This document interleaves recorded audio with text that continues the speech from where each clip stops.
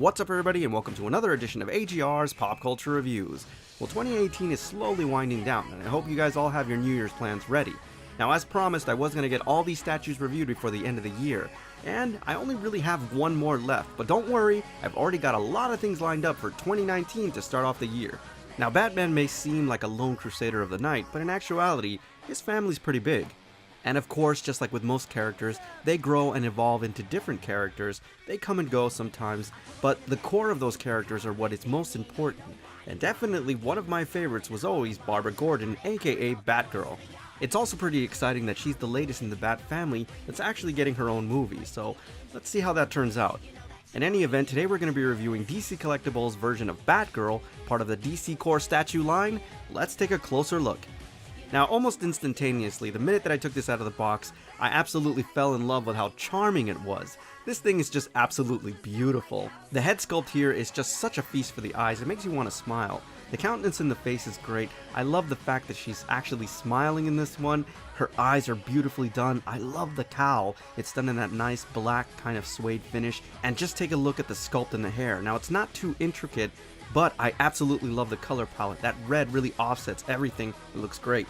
Now I know the trend lately in superheroes is to be a little bit dark and brooding, and this is why I really love this piece because it's so stylized. The color palette here again is magnificently done. That beautiful purple offset against the yellow looks great.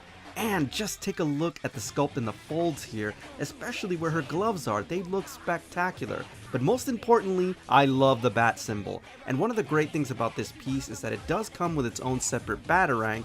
Again, it's in that highlighted yellow, but it is removable, which is really cool, guys. This thing is just so much fun. I love the way it looks. Something that I didn't mention before, but I think it's a really cool thing, is how this statue has this kind of cel-shaded effect to it, which looks really great. And where it's really noticeable is in the midsection of this piece. As you can see, the little subtle details with the zippers. I love the bat utility belt here. It's very striking and draws your eyes. But most importantly, guys, the stance here is fantastic, as you can see. It's a really wide gape.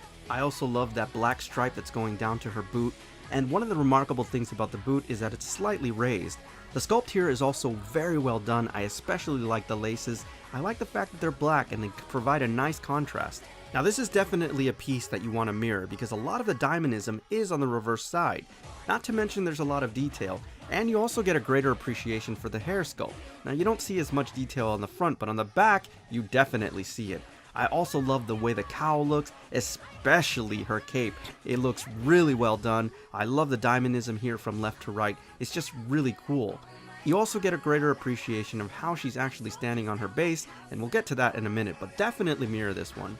Well, it's pretty much official. I guess even crime-fighting vigilantes of the night aren't immune to being highly addicted to their cell phones. Now obviously, this is a statue that many millennials will understand, and I have to admit, this actually looks like a cell phone. This is a really interesting base, and I'm glad that they went in this direction, because it really goes with the overall piece. There's a lot of detail here. The bat symbol for the home button is just too cool, and I really like the sparkly effect that they gave it here. It's really nice because under the right lighting, it is very reflective.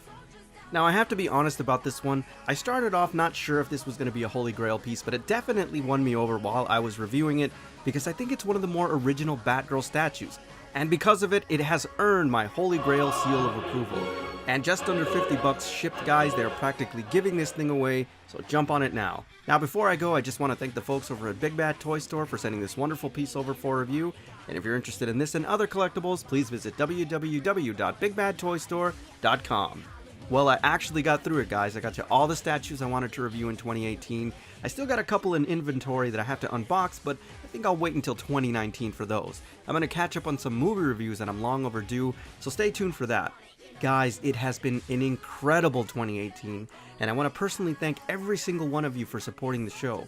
A lot of what happens here is a direct result from the fans.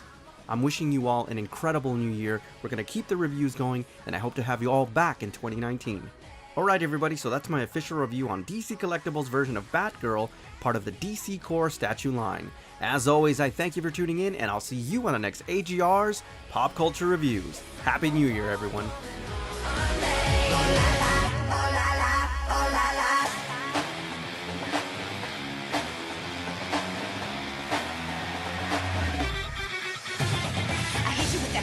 Jackie Chan. boom, boom, boom, pow. I'm super fast. High heels, big deal, I kick your ass. They gun and they're running and they're mixing that. If you wanna rumble, all you gotta do is